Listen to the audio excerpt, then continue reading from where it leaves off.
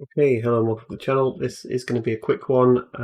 As with the videos that I've been uploading recently, they are just me working on this scene, and right now I'm at the point of just blocking out assets here. So again, this is blocking out, not final results, but there is something to be tutorialed right now with this that I'm making at the moment. So I've started it. I've put a cylinder here. I'm going to turn on my screencast keys, and what we're doing is we're creating the curtain from the back of this house. Well, we're creating both curtains because they should meet in the middle, because that's kind of how curtains work. And so that's what I'm doing. So to start off, I'm getting the length. I'm going to get this by moving that as far down there as possible. And then I'm going to find out where that midpoint is just for reference. As I go into edit mode here, I'm just going to turn this into a vague ring with loop tools and bridge. I've got an edge method video, a face making video in one of my previous uploads, so covered all that kind of stuff. And I'm going to leave quite large gaps between these because we're assuming that this is them when they're stretched out. So I'll do it reasonably closer. Yeah, that'll kind of do. Maybe I'll just scale them outwards.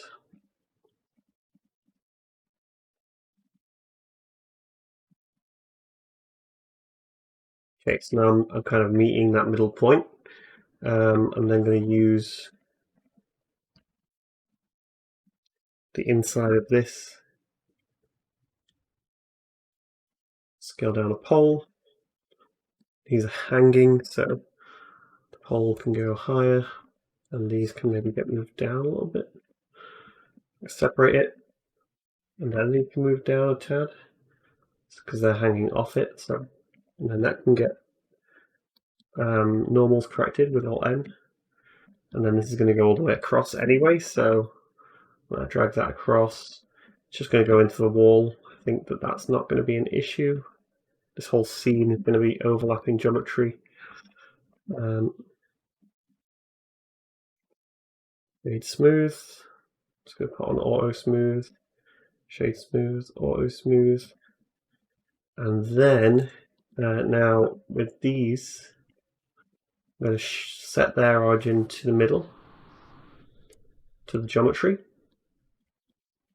and then I'm going to add a plane where they are. And sort of vaguely scale that to this size. I'm going to apply the scale on all these things.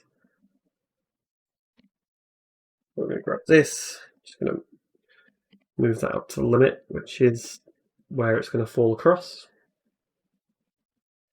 And then also the top one can come down to just where it's hanging from those points.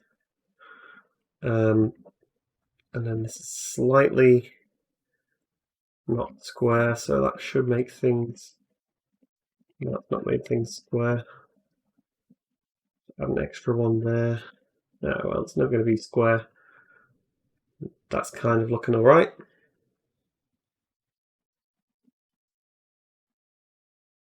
So now I'm going to use my tool here just to select the top vertices in this case. There should be like holes there, but I'm not really that bothered. I'm also actually potentially going to, even though it shouldn't be that random, I'm going to make it a little bit off. I'm going to, so it's not perfect, I'm going to add those to the vertex group. So we're assigning that. And then I'm just going to get into edit mode on this and that at the same time. Oops, didn't want to deselect that because I want to just figure out, right, that one needs to move to the right. That's pretty much it. So this one needs to move a little bit that way, and this one wants to move a fair bit that way. And then I'm going to, at the moment, I'm going to select all of these, and then I'm going to have that vertex group selected as well. And I'm going to join these two objects right now, because what I'm going to do now is Control I to invert, and I'm going to hide everything that isn't those bits. And again, keeping it fairly random, I'm going to squash some of these at different lengths. So maybe this one's a bit further away. Maybe this one's right in there. And again, well, maybe that's too predictable. Maybe those three are just clustered together. And so what we've got is an issue there. And actually what I haven't done before doing that was a mistake. It's quite late at the moment. What I haven't done is add my shape keys. So by default, this needs shape keys. And we're going to turn that up to 1 for the weight, because we're going to squash this afterwards. It's going to make sense once we're done. So I'm going to move that down. Going to be less predictable than before. Kind of have a gap there. Maybe right in there with that one. Okay, so now it's a shape key. We can see that that squashes like that. And now the last thing to do is just to separate these. And then we need to say, like at 40 frames, we can say, just hit I on this shape key to say it stays at 0 until 40. And then we'll bring it to like 80. I'll turn it up to 1 for both of these.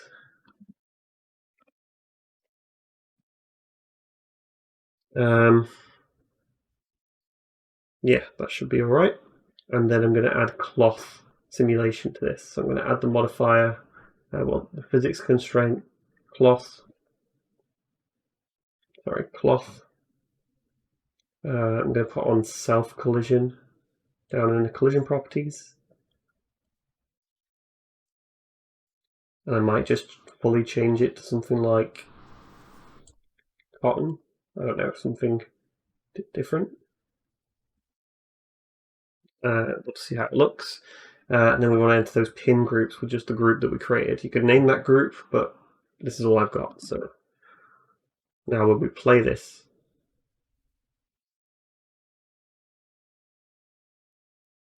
right, got an issue there with me changing the cloth type, I believe. So I'm going to redo that and just keep it with no changes to the cloth type. Go self collision, and I'll play it again with the group.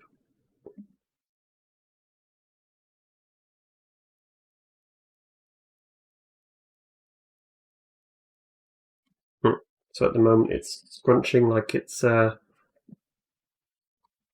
it shouldn't do. I think that's just an error due to self collision, I guess. So I'm going to turn that off. There we go, it's actually working now. I wonder why self collision was making it scrunch up like that. I'll shade it smooth with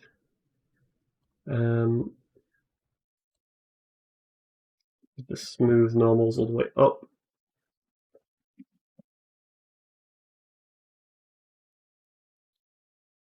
And you've got to wait for it to just stabilize, and then you've got a shrunken curtain here. I'm going to move it down.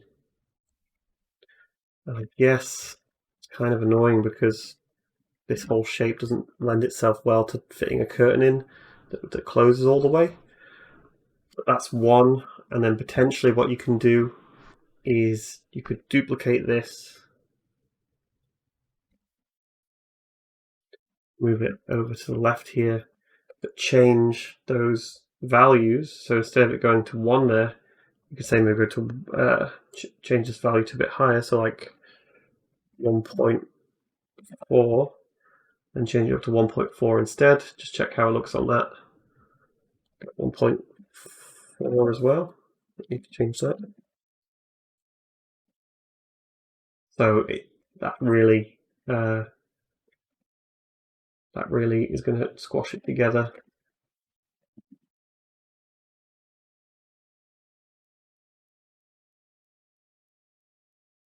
The point is, you got a different simulation there. Maybe you could, you know, I might after this video make it different, and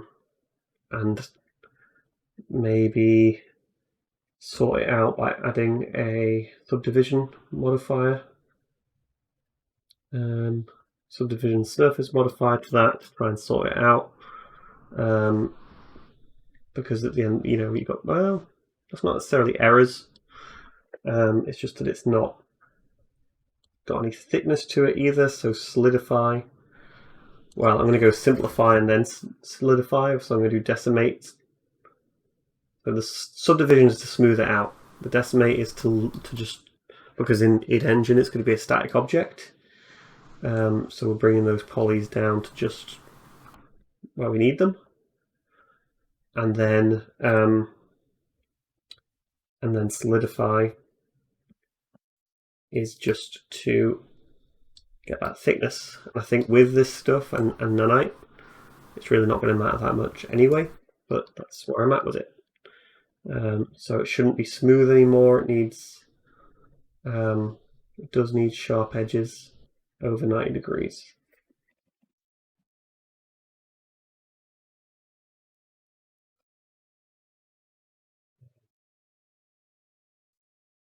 And that's not going to work fully well. There's a little bit more editing there. But anyway, that's the sort of thing that's going on here. And that's how I'm going to make the block out, at least for those curtains. Thanks for watching. I'll see you next one.